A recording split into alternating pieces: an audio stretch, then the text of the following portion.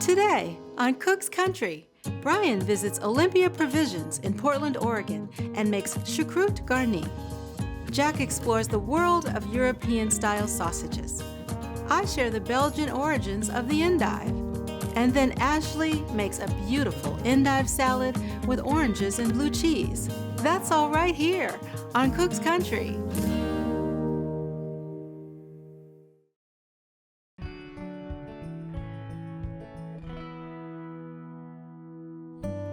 Portland, Oregon is a city that's known for doing things differently, which makes it the perfect place for a committed artisan working to perfect their craft. Portland has that energy, you know, where they support an artisan, they support somebody trying to do it right. I'm here to meet one of these artisans, Eli Cairo, and to learn more about his craft of charcuterie. We started making handmade salamis and sausages, and the town showed up and supported me, and forever thankful. Eli is the owner of Olympia Provisions, an American charcuterie company that operates a 38,000 square foot meat plant in addition to multiple restaurants in Portland. Here at Olympia Provisions, we think it's real important to make everything in-house. We make sausages, salami, bacon, or pâtés. It's kind of a fascinating mix. This dedication to old world craftsmanship was instilled in Eli at a young age. Some of my first memories of any of this was like either a neighbor had shot a deer or my father had shot a deer. We killed a lamb, and my father used to make lukanica, which is a dried Greek salami essentially. His father moved to the United States from Greece in the 1960s and taught his children how to live off the land. We had like a small farm where we raised our animals, grew all of our own vegetables. We had about a half acre and strictly garlic. I mean, that's as Greek as you can get. So it's like garlic. And I can just remember just like my mom peeling just endless amount of garlic. I said, I know how to cook Greek food. Done it with you my whole life. I want to be fancy. I want to be the next Thomas Keller.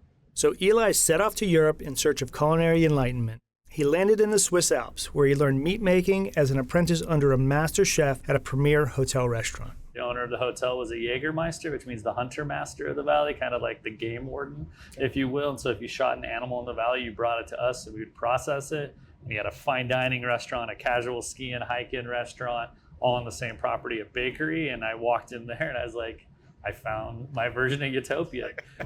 Eli absorbed all the knowledge he could from the people there. Get your textures right, get your seasoning right, and that's it. You no longer have to like measure and count, like put a timer on. That's what it becomes, real cooking. And returned home to the States with a renewed appreciation for the old world art of charcuterie. Forgotten art in the sausage world in America. Paul formulates these recipes every single day, all real spices. I'm one of the only people that use live molded salamis. Most salami producers in America cover them up with milk powder or rice flour to make it look like salami. Here's where fermentation starts. We're holding raw ground meat in the danger zone. So you're essentially racing pathogens with the souring of the salami. After suiting up, Doctor, welcome to the meat plant. Touring the sprawling meat processing facility, This is a game-changing experience. and eating my fair share of expertly made sausage, A hot dog right out of the smokehouses are remarkable. That's incredible. it was time to put it all together in the ultimate expression of Swiss cuisine, Choucroute Garnie. Choucroute Garnie, of course, sauerkraut garnished is what that means. It's a meat lover's dream.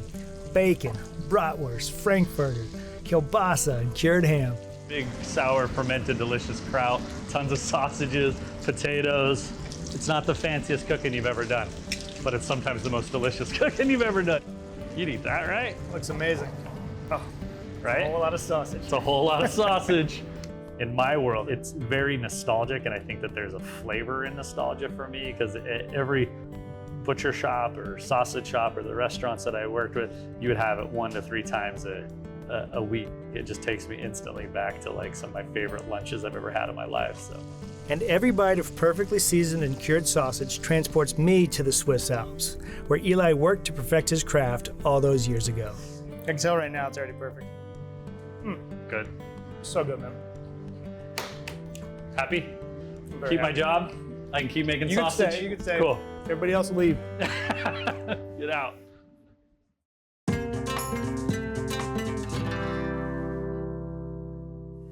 I love meals like that, a whole different selection of items going into a pot, and it's never the same each time you make it, But Bryan, it looks like you are well prepared to give me a very similar experience. I brought the meats with me. Yeah, you did. That was such a cool experience. Eli was a wonderful host, and he walked me through his Choucroute Garnie, and now I'm ready to duplicate it here for you. Fantastic. As Eli told me, Choucroute Garnie means sauerkraut that's been garnished, and one of our first garnishes for our sauerkraut is going to be potatoes. Fantastic. So we have 1 1/4 pounds of Yukon Gold potatoes here that we've cut into 1 1/4, 1 1/2 inch pieces. We'll drop those into our pot. Okay, and we're gonna cook our potatoes in sauerkraut brine. So this is 2 pounds of sauerkraut that we have drained off here. And I'm gonna add the brine from the sauerkraut right to the pot. Now, this is about 1 1/2 cups or so of brine, and that'll change, depending on what brand of sauerkraut that you buy. So, but that's okay that there's some variability because we're gonna make up the difference with water. Okay. Okay, we're gonna add 2 teaspoons of table salt. And then we're going to add water to cover the potatoes by about 1 inch. So that's anywhere between 4 and 5 cups of water typically. So we're going to set that over high heat and bring it to a boil. So we want a variety of sausages and meat in our choucroute. So we're going to add bratwurst, some frankfurters, which will add a nice smokiness, and this big decadent fatty kielbasa that will add a lot of richness and also a little bit of smoke.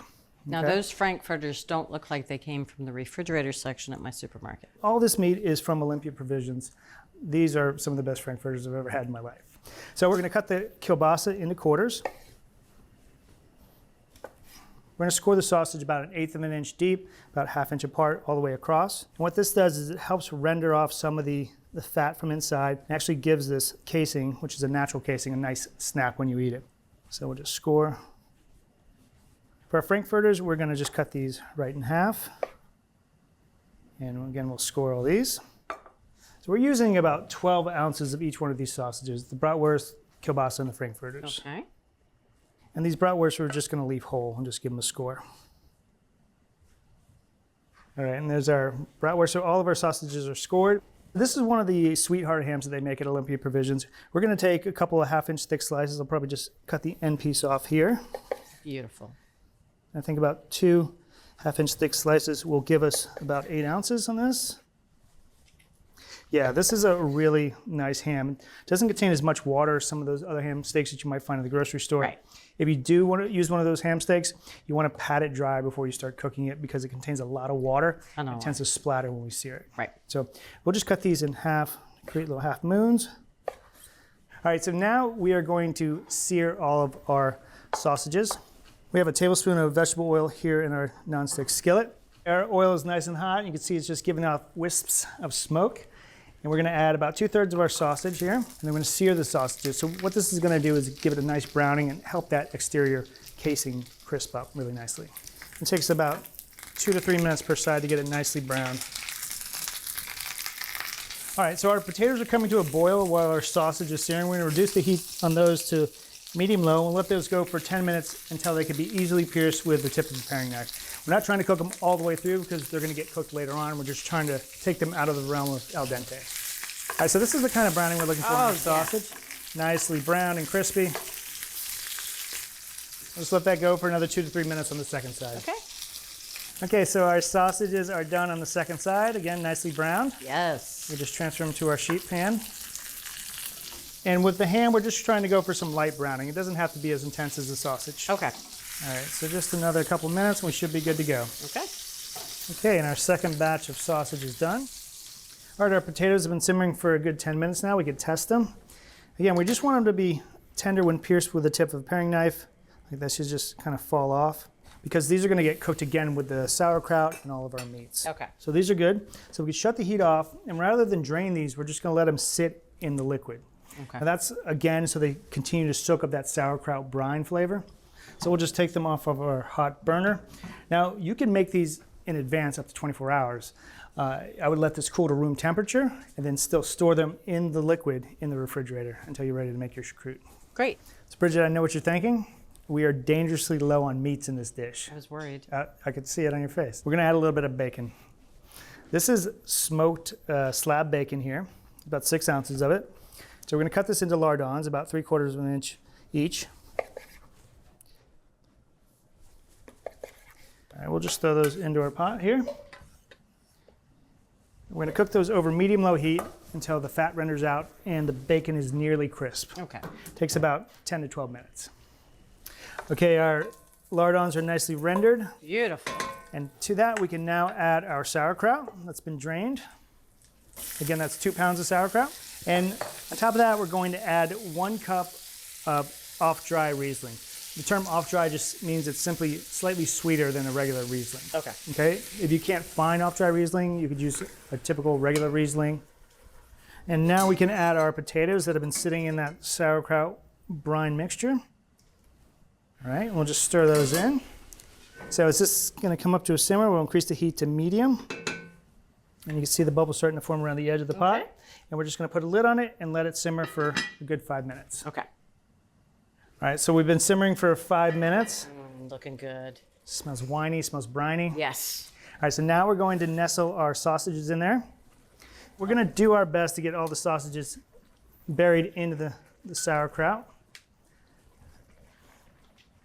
All right, we're gonna put the lid on that and let that continue to simmer for another 5 minutes. And that's really just to heat the sausage all the way through and finish cooking those potatoes. Nice.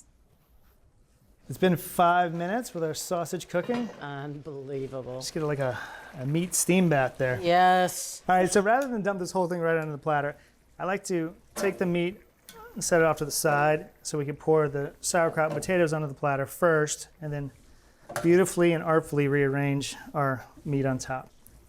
So now I'm just going to take this and I dump it right onto the platter. And now we can garnish with our happy little kielbasa that lives over here. Oh, He's got a few bratwurst friends in the neighborhood. look how beautiful. All right, so we'll give you a little kielbasa, a little bit of bratwurst. I expect you to finish all of this. A little frankfurter, a little piece of ham, Petite Frank. sauerkraut, and potatoes. A little bit of mustard for you. I'm curious which one of these is going to be your favorite. I've got you some off-dry Riesling there. Off-dried, yes. Off-dry. All right, well, I'm going for whatever you're going for first. I'm going to go with that ham first, because that's a good baseline. All right. Get your mouth ready. A little bit of smokiness sliding in just below the surface on that ham. All right. That is beautiful. That is not sweet. No. You know, it's got just a hint of sweetness. Gorgeous. I love that. This is my favorite frankfurter. That's You know? gorgeous. Finally, the kielbasa. A little bit of mustard. That kielbasa, just beautifully balanced flavor. A little bit of smoke in there. Really wonderful sauerkraut. Yes. These potatoes. I love how the potatoes have that sauerkraut briny flavor. That joy on your face, it was absolutely apparent. And you sold it here. This is gorgeous. I'm so glad you loved it. Cheers to you. Cheers. Thank you. All right, it's choucroute garni time for you at home, and you want to make this. It starts by simmering potatoes in sauerkraut brine, brown kielbasa, franks, and brats with ham, and then braise it all together with Riesling and bacon. So from Cook's Country, Olympia Provisions style choucroute garni. All right, gotta hurry up and eat this.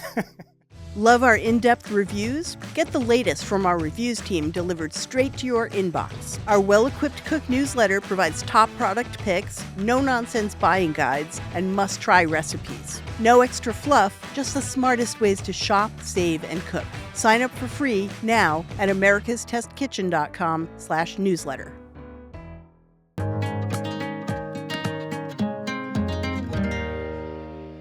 We're talking about European sausages today, and I have on the table some of the favorites that we use here at Cook's Country. We use them both as an ingredient in a soup or stew, or cook them and serve them as the star on the plate. I'm going to start down here at the end with the bratwurst. It's kind of sweet, herbal. It's got a nice sort of coarse, pebbly texture if you buy the raw bratwurst, which we recommend rather than the partially cooked. Next up, bangers. These are creamy. They're a little bready because they've actually got wheat biscuits in along with some pork butt. They're kind of mild, not my favorite on the table. Next up, we have the kielbasa. Think of this as a garlicky hot dog. It's got a big, bold flavor, super versatile. Andouille, French via Cajun country. It's got a lot of black pepper, This Louisiana favorite is wonderful in gumbo and jambalaya. Next up, from Portugal, linguiça. So this has got cumin and paprika, but also vinegar, so it's a little bit tangy. 2 Italian sausages, so this is hot Italian sausage and sweet Italian sausage. The dominant flavors here are garlic and fennel, and then of course red pepper flakes in the hot version. At the end of the table, we've got chorizo. Now this is the Spanish style chorizo. It's fully cooked, it's got a lot of smoked paprika flavor in it, and it's got a jerky, like almost pepperoni texture. Next to it is the Mexican chorizo. Now this is a raw, crumbly sausage. It's got chili powder as well as regular paprika flavor. So there you have it, a sausage for every country and for every recipe. At Cooks Illustrated, we're food nerds. That's why every recipe we develop involves research, cooking science, and rigorous testing by our team of expert test cooks. Only the highest rated recipes earn a place in our award-winning magazine. Every issue features our latest recipes and discoveries, cooking tips, and equipment and ingredient reviews. Our step-by-step photos and hand-drawn illustrations show you exactly how to succeed. So, are you ready to become the best cook you know? Subscribe to Cooks Illustrated magazine at cooksillustrated.com today.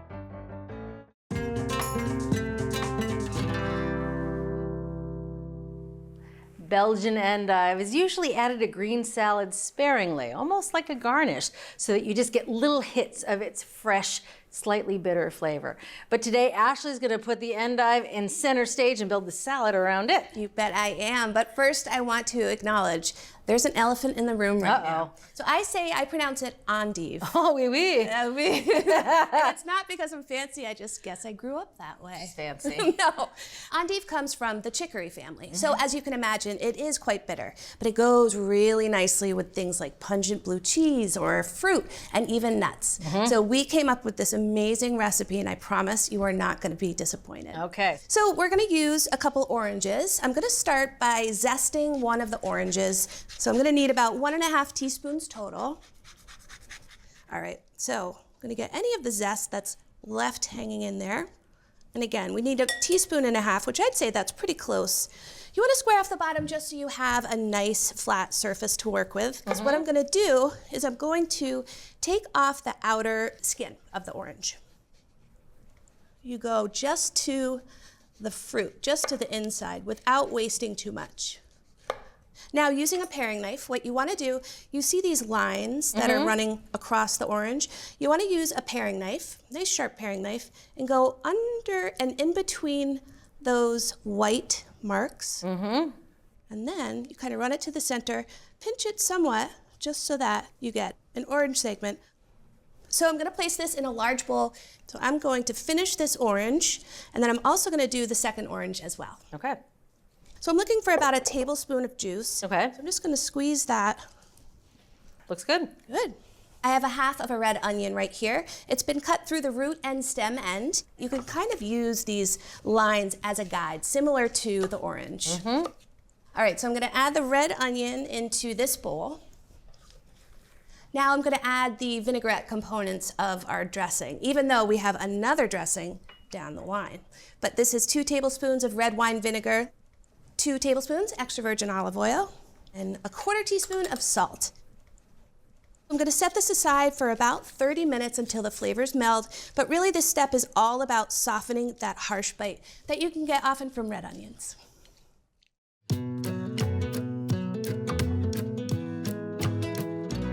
The Belgian endive is a curious, compact little vegetable with a history to match. Endive is grown in a field, then replanted indoors and kept in total darkness to control its chlorophyll production. This process is what produces its signature pale leaves. Wheatloaf is the Belgian term for endive, and that translates to white leaf.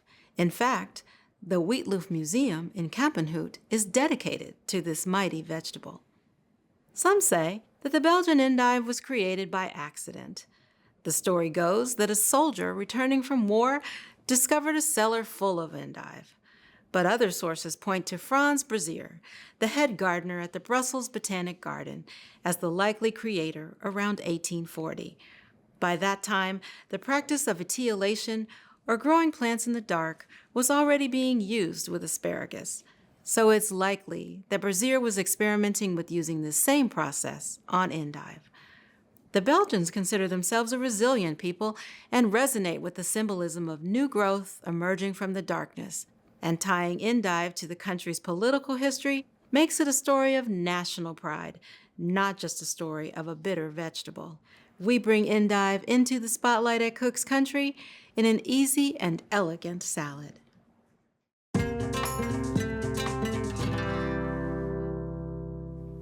Now I'm going to finish the dressing here. I've got 1 tablespoon of honey. So again, that really sweet balance to the bitterness. 1 tablespoon of extra virgin olive oil. Just gonna give that a good whisk just to make sure everything is incorporated. It smells so good. Mm-hmm. All right, now I have some crumbled blue cheese. It's a 1/2 cup. Remember I mentioned, the endive holds up really nicely to things like the pungent blue cheese. Yeah. And then I have a 1/2 cup of some toasted walnuts, and I went ahead and chopped them coarsely. Add that right in there too. Okay, so I have the topping here. Now we've got the star of the show. Hello. Hello. Endive endive. We have 4 heads of endive here, and they, as you can see, are similar in size. So when shopping for these, you just want to make sure they're not turning brown or tan color. Okay. So very simple to do. That's it.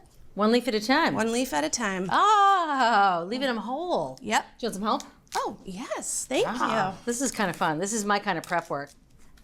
And the last thing we have to do here is add a little bit of salt and pepper. Okay. So I have a 1/4 teaspoon each, some salt and some pepper. And then I have got a great large size bowl here, just to make sure nobody falls out. And I'm just gonna toss until everything's combined.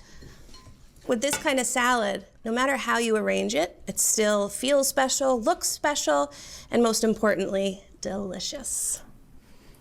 And now my favorite part of this salad, I'm gonna spoon our walnut blue cheese mixture / dressing on top. Ooh. Yeah. That's beautiful. Thank you, yes. I can smell that orange zest and the walnuts. Gorgeous. Thank you. That's a looker. So I'm gonna use just a serving fork here and All right. our spoon just for some support. A little blue cheese. Okay. Beautiful. I'm gonna try to get a little everything on this first bite. Mmm, that is delicious. I love how the blue cheese and the walnuts really stand up to the endive and actually bring out its sweeter side, which is hard to do. As I said, oftentimes it gets lost in salads. And now not only are we gaining from the texture of the endive, but really that fresh and just subtle sweetness. Yeah, and the orange, it's not overpowering because that was a lot of zest. It was. It's almost like a mellow background Yep. note. And I'm not a huge raw red onion type of girl, but here, I love it. Yeah, they're just wilted enough, mellowed out a bit. Ashley, this is delicious. Oh, I'm so glad you liked it. Thank you for showing me how to make endive the star of the show. My pleasure. If you want to make this elegant endive salad, start by cutting segments from 2 oranges. Temper the onion by letting it sit with vinegar and salt. And pull the leaves off the endive 1 at a time and leave them whole. From Cook's Country, a flavorful and fairly fancy recipe for endive salad with oranges and blue cheese. You can find this recipe and all the recipes from this season, along with select episodes and our product reviews at our website, cookscountry.com/TV. Could you pass the caviar for my endive? I'm going to dive into this endive salad right now. If you're ready to take your cooking to the next level, head over to americastestkitchen.com and get a free trial of our ATK Essential membership. While you're there, you can sign up for our free email newsletters and download our app. So, what are you waiting for?